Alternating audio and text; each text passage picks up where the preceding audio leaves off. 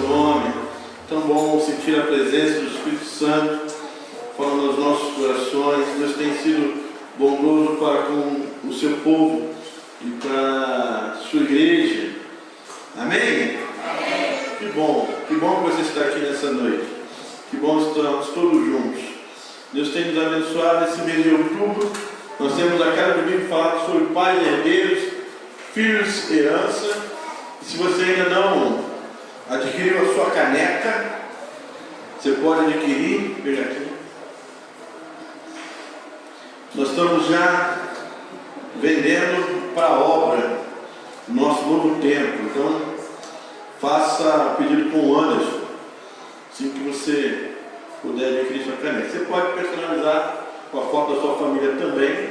De um lado a imagem, do outro a foto da sua família. E quero falar da alegria de estarmos aqui. Ontem nós estivemos reunidos na praça ali dentro, o Ministério Fly, o Ministério Infantil da nossa igreja, e foi uma bênção, foi uma tarde assim maravilhosa. Nós alcançamos 150 crianças com a mensagem do Evangelho. Cada uma levou doce, meu pipoca, algodão doce, e levou folhetos bíblicos, e recebeu uma historinha ali, uma espécie de livro. Ele passava um grupo, entrava outro, porque não poderia ter aglomeração, e nós conseguimos levar uma mensagem de esperança ao nosso bairro, à nossa comunidade, às nossas crianças. Foi uma bênção. Quero parabenizar todos do Ministério Fly, todos que estiveram envolvidos na tarde de ontem. E assim como nós temos falado sobre o valor dos nossos filhos a cada domingo, que é o mês da criança, às terças nós temos falado sobre o tema Apaixonados pelo Céu. Então, se você não veio terça passada, nós damos início à nossa série, e o nosso desejo é que a cada dia nós possamos ver o céu, a volta de Cristo, de uma maneira diferente. A palavra de Deus vai dizer lá em João 14: não se turbe o vosso coração, credes em Deus, credes também em mim. Esse momento, quando Jesus declara essa palavra, ele está falando da sua morte, da sua segunda vinda. E às vezes falar da segunda vinda de Cristo é um tema tão assustador que parece que esse texto não faz sentido para nós. Então, a partir dessa nova série, nós temos usado como texto o livro do Marcos Lucado. Quando Cristo voltar, recomendo a leitura para vocês. E a partir dessa série, nós vamos falar de temas extremamente, sim, delicados, temas que talvez nos cause um certo temor, no entanto, de uma maneira um pouco mais leve, entendendo essa esperança que deve haver quando nós olhamos para a volta de Cristo. Todo mundo, quando fala de fim do mundo, tem preocupação, ou vê o tema com preocupação. E, inclusive, a gente percebeu que existem 3 palavras que são recorrentes quando o tema é fim do mundo. A primeira delas é desconforto. Tem pessoas que se sentem desconfortáveis de falar sobre a volta de Cristo, sobre o fim dos tempos. Não quero nem falar sobre isso, né? Tem gente que só falta bater na madeira quando o tema é fim do mundo. Tão desconfortável que fica, né? Tem gente que prefere negar, quer nem pensar nisso. E tem gente que está meio desapontada, não voltou em 2000 anos, não vai voltar nunca mais. E aí, a gente precisa pensar, se cada um de nós fôssemos fazer uma viagem, qual sentimento nós gostaríamos de deixar na nossa casa? Imagine, você gostaria de viajar e deixar sua família desconfortável com a sua saída, com a sua ausência? E eu não gosto. Gosto de preparar tudinho e deixar tudo ajustado dentro de casa, para a Michelle não passar problema quando eu estou fora. Imagine você viajando e a sua família. Aí pega o quadro lá do Bruno, vira descosta, como se não existisse. Ou imagina a sua família desapontada. Papai está voltando. Será que ele volta mesmo? Melhor que nem volte. Então, meu querido, eu tenho certeza, se nós ficamos desconfortáveis com esse sentimento, não é isso que Jesus gostaria que nós sentíssemos no momento quando ele fala da sua volta. Então não é tema para ficar desconfortável, não é tema para negação, não é tema para desapontamento. Então quando Jesus ele fala da sua morte aos discípulos, eles entram em pânico. Só que ele conforta eles com uma palavra: não se turbe o vosso coração, credes em Deus, credes também em mim. A mensagem do fim do mundo, a mensagem apaixonados pelo céu, é a mensagem da volta de Cristo, que deve nos encher de alegria e esperança, porque é assim que nós queremos tratar do assunto, com alegria e esperança. Primeira mensagem da série, falamos sobre quando será o fim. E falamos que Deus não nos deixou um dia, mas nos deixou uma promessa: Ele voltará, a fim de exercitar a nossa fé, a fim de nos fazer crescer e nos fazer confiar. E hoje nós estamos na segunda mensagem da série, e o tema da mensagem de hoje é: não aprendi a dizer adeus.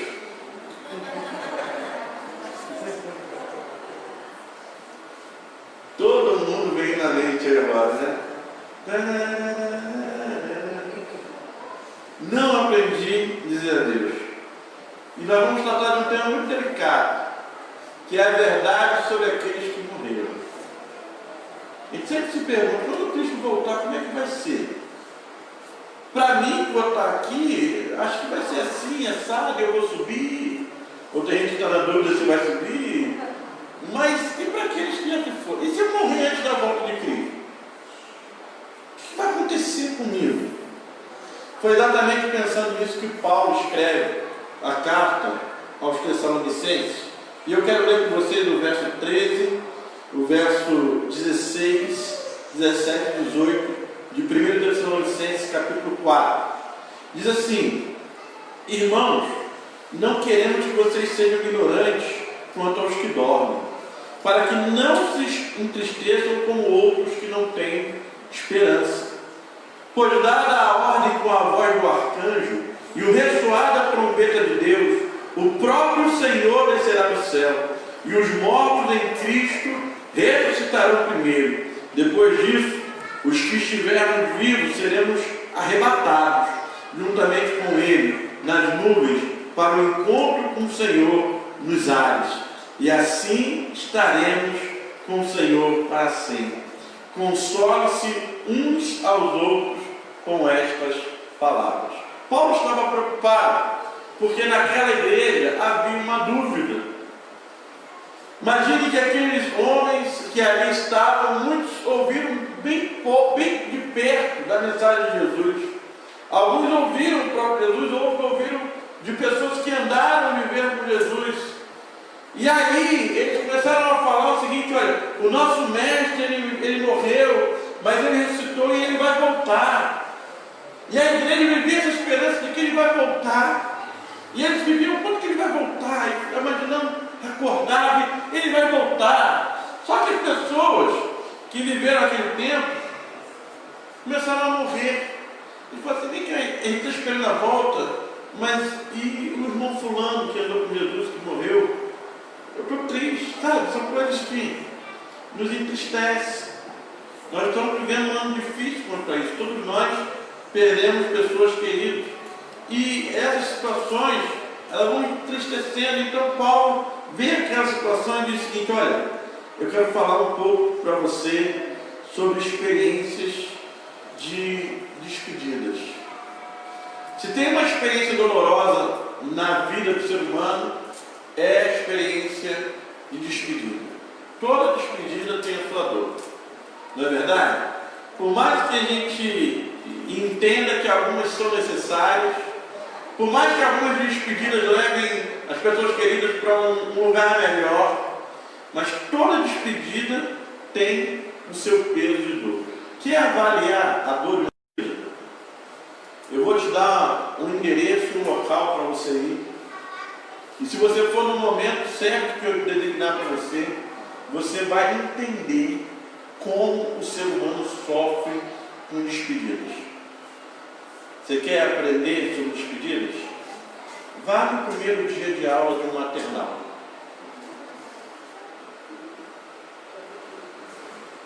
Criancinha de jardim, Primeiro dia de aula do ano. Gente, é uma experiência fantástica. O pai e a mãe levam aquela criança pela primeira vez na escola, compra o uniforme, compra a mochila, compra todo o aparato para ela estudar, procura a melhor escola para colocar o filho, dentro do possível, procura saber como é a estrutura, como é que é o professor, avalia tudo de melhor e leva a criança naquele dia. É uma festa, tira foto, né, ao sair de casa. E ao deixar a criança ali, algumas um pouco mais resistentes em ficar, outras vão de boa, feliz. Depois que os filhos se vão, o desespero toma conta das mães e dos pais. É um choro. Será que meu filho vai ficar bem? Tem pai e mãe que não volta para casa, fica na porta da escola para saber se acontecer alguma coisa com meu filhinho, eu estou ali. E olha que ele vai ficar apenas algumas horas estudando, crescendo, aprendendo, mas o pai e a mãe são incapazes de se despedir em paz. Vão com o coração apertado, ou se derrama em lágrimas, ou o olho fica pequenininho, desesperado. Isso nos mostra o quanto nós temos dificuldade de despedida. Pais desesperados ao deixar os seus filhos algumas horas num lugar seguro e sabendo que você está fazendo o melhor para o seu filho. Se isso nos causa incômodo, né? E eu não poderia deixar de contar essa história, né? Eu me lembro que quando o Breno foi estudar, a gente fez uma experiência com ele que não deu certo. Não vou contar a experiência que deu certo. E na segunda experiência, quando era para valer, ele foi estudar numa escola que era distante de casa, tinha que pegar um ônibus escolar. E aí a mãe conhecia, a mãe dava aula, a escola que a Michelle dava aula, então a Michelle foi conversar com o motorista do ônibus. Falou assim: olha, se ele chorar, eu posso ir no ônibus com ele? Aí o motorista falou: não, se ele chorar, você entra no ônibus, vai com ele, vai até lá, aquela coisa toda, espera e tal. Né? Acordou cedo, arrumou, acordei, tirando foto, aquela coisa e tal. Ela foi até o ponto, levar o Breno, e daqui a pouco vem a mãe chorando. Desesperada. O que foi, chefe? Atropelaram o menino aos Luiz? Ela: não, ele nem olhou para trás para dar tchau.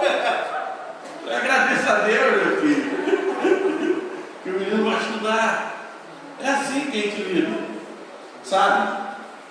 Só que essa realidade que a gente vê de uma maneira tão pequena, ela também invade nossos corações no momento quando nós deixamos nossos entes queridos e sabemos que deixamos num lugar que não é para nunca mais voltar. Aí dói. E esse ano tem sido um ano de muita dor. Só que Paulo não queria que essa experiência doesse o coração dos Tessalonicenses. Paulo não gostaria que essa experiência que eu e você vamos enfrentar, ou já enfrentamos, não doesse o suficiente no nosso coração. E aí ele escreve dizendo: irmãos, não queremos que vocês sejam ignorantes quanto aos que dormem, para como os outros que não têm esperança. Nós precisamos entender que existe uma palavra de Deus para nós. E a primeira resposta que Deus tem para nós é sempre reafirmar sua promessa. Lembra que eu falei que ele prometeu que ele vai voltar? Aqui, quando ele promete novamente sua volta, nós aprendemos como eu posso ter certeza da volta de Cristo. Ok, pastor, o senhor tem falado sobre a volta de Cristo, mas como eu tenho certeza que ele vai voltar? Como eu posso, de repente, não entender que isso talvez seja uma história que foi contada, mas como de fato eu posso crer que depois de 2000 anos ele não se esqueceu da sua promessa? Meu querido, Jesus Cristo vai voltar. O verso 14 diz: se cremos que Jesus morreu e ressurgiu, cremos também que Deus trará mediante Jesus e juntamente com ele, aqueles que nele dormiram. Deixa eu contar uma história. Em 1989 aconteceu um terremoto na Armênia. Terremoto de 4 minutos. Esse terremoto de 4 minutos foi o suficiente para matar 30 mil pessoas. 30 mil pessoas no terremoto de 4 minutos. No entanto, um pai, em meio àquele desespero que houve naquele local, ele sai desesperado e vai até a localização da escola do filho. Quando ele chega no local onde era a escola do filho, ele percebe que o prédio que o filho estudava estava totalmente no chão. E as pessoas em volta, outros pais e autoridades e bombeiros, policiais, diziam o seguinte: olha, aqui ninguém se salvou. No entanto, aquele pai que tinha ido em busca do seu filho, ele não ouviu aquela palavra e começou então a cavar os escombros. E as pessoas falavam assim: rapaz, aí ninguém se salvou. Vamos procurar vida em outro lugar. Vamos procurar pessoas em lugares onde tiveram menos destruição. Vamos ajudar a cavar escombros em outro lugar. E aquele homem então continuou a cavar. 2 horas cavando, 4 horas, 8 horas, 16 horas, 32 horas. E após 36 horas cavando sozinho, em busca do local onde assava o filho onde estudava, e chamando pelo filho, o pai escuta uma voz dizendo: papai, eu estou aqui. Aquele pai então ficou desesperado. Outras pessoas começaram a se juntar a ele agora que ouviu a resposta do filho. Ele chamava pelo nome e ele respondia: papai, eu estou aqui. E o que mais impactou a vida daquele homem foi quando achou o seu filho, ele dizer: pai, eu avisei os meus amigos que se você estivesse vivo, você viria me salvar. E se você viesse me salvar, eles também seriam salvos. Porque o Senhor me prometeu. O Senhor me prometeu, aconteça o que acontecer, eu estarei perto de você. Aquele filho confiou na promessa do pai. Sabe, um dia Deus nos fez uma promessa: ele vai voltar. Sabe, ainda hoje a terra estremece, ainda hoje os escombros caem sobre as nossas cabeças. No entanto, nós precisamos manter firme a esperança de que ele vai voltar. Ele prometeu que estaria perto de nós e ele não falha na sua promessa. Deus nos fez uma promessa. Se um homem é capaz de cumprir a sua promessa, Deus então ele não falha. E por que eu posso crer? Por que eu creio que ele vai voltar? Por que eu creio que ele vai ressuscitar os que dormem? Porque ele já fez isso antes. Não é novidade para ele. A palavra de Deus nos diz em 1 Coríntios 15, 22: pois da mesma forma como em Adão todos morrem, em Cristo todos serão vivificados, mas cada um por sua vez. Cristo o primeiro, depois quando ele vier, os que lhe pertencem. 1 Coríntios 15, 17: e se Cristo não ressuscitou, inútil é a fé que nós temos. E ainda continuamos nos nossos pecados. Olha, o que nos faz crer que ele vai voltar para ressuscitar aqueles que já morreram é porque ele já colocou em prática o poder da ressurreição. Essa fé de que Cristo ressuscitou é a pedra angular que não pode ser removida. Se eu creio que Cristo de fato ressuscitou, nada vai me fazer esquecer que ele voltará para novamente levantar dentre os mortos daqueles que com ele morreram. Portanto, fomos sepultados com ele na morte, por meio do batismo, a fim de que assim como Cristo foi ressuscitado dos mortos, mediante a glória do Pai, também nós vivamos uma vida nova. Eu recomendo para você ler o livro Charles McDowell e o livro do Lee Strobel. O do Lee Strobel é Em Defesa da Fé. Inclusive virou filme. Por quê? Lee era um jornalista. Sua esposa se converte. Quando ela se converte, ele então decide que ele iria provar cientificamente que Cristo não havia ressuscitado. E ele sai em busca de provas, ele vai até pesquisadores, ele como jornalista vai pesquisar em muitos lugares, até o momento que ele descobre que era impossível provar que Cristo não ressuscitou. Pelo contrário, a sua busca só lhe deu evidências de que Cristo de fato ressuscitou. E porque ele ressuscitou, um dia também nós vamos ressurgir. Sabe, alguns dizem que não, Jesus não ressuscitou. Quando na cruz do Calvário ele morreu, ele não havia morrido de fato, ele apenas desmaiou. E aí depois, quando sepultaram, ele levantou e fugiu. Essa teoria já caiu por terra, porque metade do sofrimento descrito nas Escrituras já seria capaz de matar uma pessoa. Alguns defendem que quem escondeu o corpo de Jesus foram os discípulos. Aí você imagina, se os discípulos esconderam para provar a sua ressurreição, você imagina como um grupo de 11 homens comuns venceram uma guarda para tirar da frente do sepulcro, para roubar o corpo e depois para morrer em nome de uma mentira. Então cai por terra essa defesa. Alguns vão acreditar que os judeus roubaram. Beleza, os judeus roubaram o corpo de Cristo para dizer que ele ressuscitou. No entanto, quando começaram a proclamar a sua ressurreição, a maneira mais fácil deles destruírem o argumento cristão era trazer o corpo e dizer: olha, não ressuscitou não, foi nós que roubamos. No entanto, nenhuma dessas coisas aconteceram, porque de fato a morte de Cristo foi real, assim como a sua ressurreição foi real. E essa é a prova de que ele voltará também para fazer que possamos ressurgir dentre os mortos.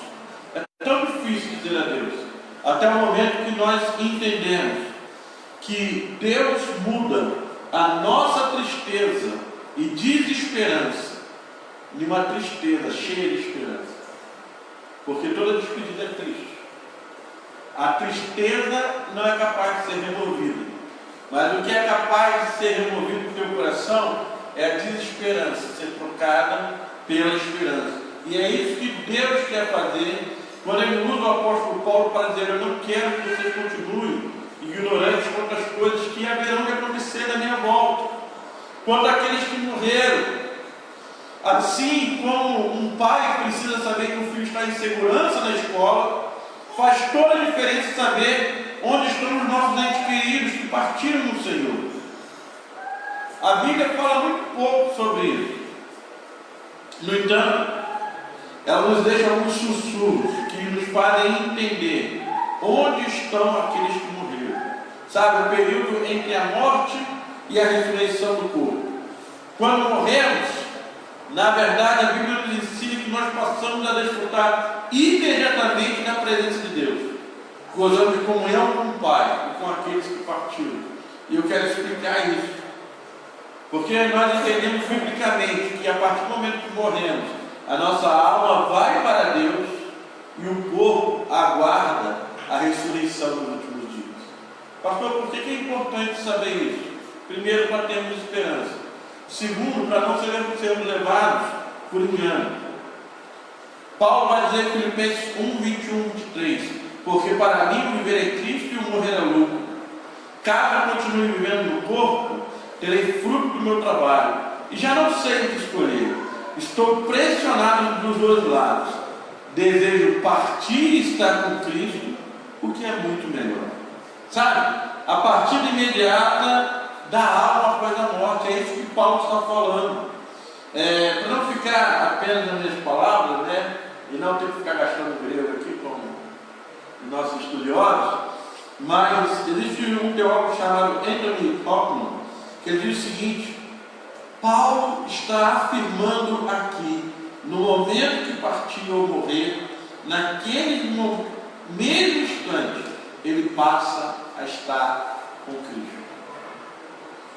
Segundo Coríntios 5,8, temos, pois, confiança e preferimos estar ausentes do corpo e habitar com o Senhor. Deixar o corpo. É o momento onde o corpo vai para a terra, mas a nossa alma está com o Senhor. Como eu posso ter certeza disso? Se nós formos reportar, por exemplo, ao ladrão da cruz, Jesus vai dizer, ele vai dizer para Jesus: lembra-te de mim quando entrar no teu reino. E Jesus vai responder: hoje mesmo estarás comigo no paraíso. Hoje mesmo você vai desfrutar da vida eterna. Estevão, lá em Atos capítulo 7, o verso 56, Estevão vai declarar: olha, eu vi os céus abertos, e eu vi o Senhor, o Filho do Homem, assentado à destra de Deus. E lá no verso 59, ele vai fazer uma oração, dizendo mais ou menos assim: Senhor, Jesus, recebe o meu espírito. Por que eu entendo e a Bíblia me ensina assim? Porque senão nós vamos cair em dois problemas, que são duas alternativas que seguem aqueles que morreram. Um é o purgatório. Alguns acreditam que depois que morremos nós estamos pagando pelos nossos pecados no purgatório. Qual o problema com o purgatório? São dois problemas. Primeiro, nós não somos capazes de pagar pelos nossos pecados. Nós não somos capazes de suportar o preço do nosso pecado. Segundo, Jesus já pagou pelos meus pecados. Não há pecado a ser pago, porque o sacrifício de Cristo é completo. Hebreus 1, verso 3: depois de ter realizado a purificação dos pecados, ele assentou à direita a majestade nas alturas. É impossível acreditar nessa teoria. A próxima teoria seria a teoria do som da alma. Os defensores dessa teoria vão argumentar que Paulo, por 7 vezes no Novo Testamento, vai referir-se à morte como aqueles que dormem. Essa teoria, ela não é aceitável, apesar de ser agradável para quem gosta de dormir. Imagina, esperar a volta de Cristo de um belo sono, né? Para quem gosta, ela é agradável, mas, no entanto, biblicamente ela vai ter muita dificuldade. Por quê? Porque na Bíblia nós vamos encontrar relatos de pessoas que morreram, mas que permanecem em atividade. Exemplo, Apocalipse 6, 9 a 11, fala sobre almas dos mártires que clamam por justiça. Ninguém que dorme pode clamar. Então existe atividade. Mateus 17, verso 3, vai nos dar um relato da transfiguração, onde junto com Jesus aparece Elias e aparece Moisés.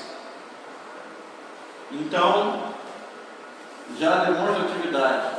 E para terminar, Hebreus 12, verso 1, que relata a grande nuvem de testemunhas que nos acompanham, que são os heróis da fé, que não dormiram, porque a atividade continua. Porque quando morremos, a nossa alma está com Deus, e o nosso corpo vai participar da ressurreição dos últimos dias. Sabe? Seja na escola, seja no cemitério, é muito importante saber que nós vamos deixar os nossos queridos em segurança. E olha, no segundo caso, mais importante ainda, é ter a ciência de que aqueles que partiram estão nos braços do Pai. E é por isso que a cada dia nós nos apaixonamos pelo céu. Porque sabemos que tudo foi preparado nos mínimos detalhes. Às vezes nós estamos aqui preocupados, cheios de questionamentos. E eu espero que até o final dessa série de mensagens, muitos dos questionamentos que estão surgindo possam ser respondidos pela palavra de Deus. E nessa noite, por mais que nós temos dificuldade de dizer adeus para os nossos entes queridos, e de fato nós não aprendemos, mas que ao dizer adeus, a nossa vida não seja mais tomada pelo desespero de quem não sabe para onde eles vão, mas que a nossa vida seja tomada pela esperança de que a alma já está desfrutando das mansões celestiais, mas um dia todos nós estaremos para estar com Deus. E é por isso que nós precisamos estar prontos quando Cristo voltar. E é por isso que nós precisamos viver como aqueles que têm esperança. Continuamos sem saber dizer adeus sim, mas hoje o nosso adeus é cheio de esperança, porque eles desfrutam dos braços do Pai, e porque isso nos faz cada dia ficar mais apaixonado pelo céu e para estar na presença do nosso Pai. Amém? Deus possa nos abençoar e que Ele possa cada dia nos revelar a esperança. Ele vai voltar, a sua volta é certa. Ele prometeu, e como um pai, Ele não vai desamparar os seus filhos. Ele tem cuidado de nós em todo o tempo, e Ele tem cuidado de cada detalhe da nossa história, porque quando Ele diz, não se turbe o vosso coração, credes em Deus, credes também em mim, Ele diz, eu fui e eu preparei um lugar para vocês. O céu é um lugar preparado por Deus para nós, em todos os detalhes, e não há nada que possa passar despercebido ao glória do Pai. Ele o tem em seu lugar, em segurança, e nós podemos então ansiar em estar com Ele nesse dia que Ele nos chamar. Amém? Um dia lindo, deixo eu encontrar.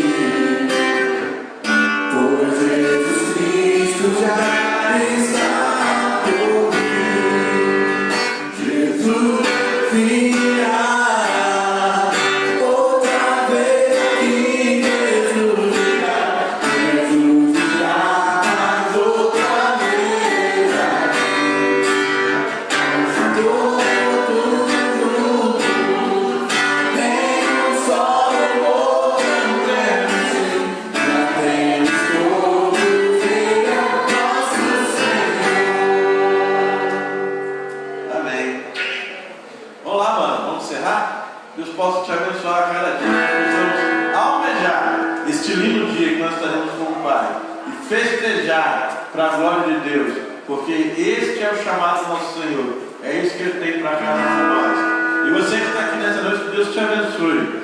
Temos uma semana de alegria e paz, possamos voltar no domingo para celebrar o Senhor com alegria. Porque